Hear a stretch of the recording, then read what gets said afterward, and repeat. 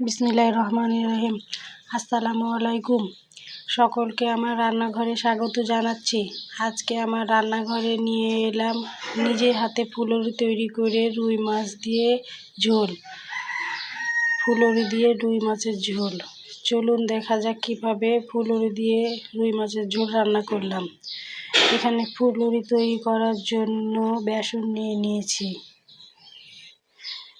এই 1 কাপ মতো। তার মধ্যে আপনার জিরা আর কালো জিরা দিলাম, স্বাদ মতো লবণ, হলুদ, মরিচের গুঁড়া, ধনে গুঁড়া আর একটু আদা রসুনের বাটা দিয়ে দিলাম। দিয়ে এখন পানি দিয়ে আস্তে আস্তে গুলিয়ে নিচ্ছি, আস্তে আস্তে মেখে নিব। এর মধ্যে আমি একটু বেকিং সোডাও দিয়ে দিয়েছি। এই যে মাখা হয়ে গেল মোটামুটি, এখন কিছুক্ষণের জন্য রেস্টে রেখে দিব। একটা বাটিতে এখানে আমি 5 পিস রুই মাছ নিয়েছি। দিয়ে এখন মাছগুলো সুন্দর করে লবণ হলুদ মাখিয়ে রাখবো। এই যে হাত দিয়ে সুন্দরভাবে লবণ হলুদ মাখিয়ে নিচ্ছি। এই যে কড়াইয়ে তেল গরম হয়ে গেছে। এখন এর মধ্যে ওই যে ফুলুরির জন্য যে বেসন রেখেছিলাম, ওই বেসন থেকে এখন সুন্দর করে একটা একটা করে তেলের মধ্যে ফুলুরি ছেড়ে দিচ্ছি। এই যে আমি ছোট ছোট করে দিচ্ছি, আমি খুব বড় বড় করে করিনি, ছোট ছোট করে। কিন্তু দেখুন আস্তে আস্তে ফুলে এগুলো কত সুন্দর বড় বড় হয়ে যাচ্ছে।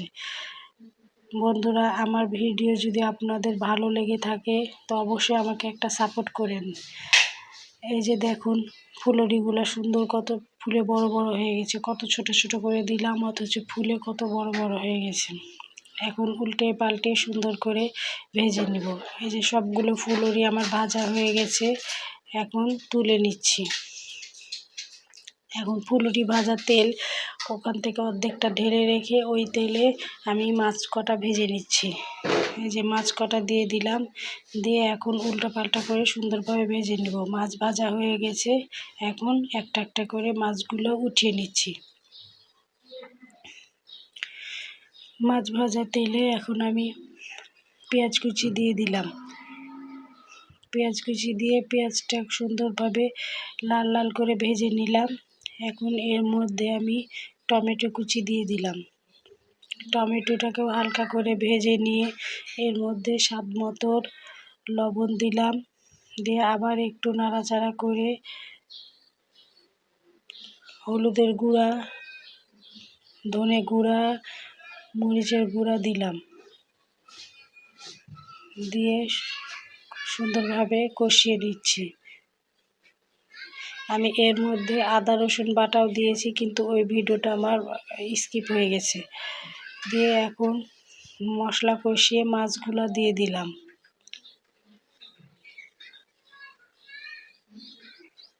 এই যে মাছ দিয়ে পানি কষিয়ে সুন্দরভাবে ঝোলের পানি দিয়ে দিলাম। দিয়ে এখন ঝোলের পানি দিয়ে একটু নাড়াচাড়া করে ঢাকা দিয়ে দিব। এই যে ঢাকা দিয়ে দিলাম। এই যে কিছুক্ষণ পর ঢাকা উঠিয়ে দেখুন মাছগুলো ফুটে গেছে। এখন এর মধ্যে বানানো ফুলুরিগুলো দিয়ে দিলাম। দিয়ে আবার একটু 10 মিনিটের জন্য ঢাকা দিয়ে দিব।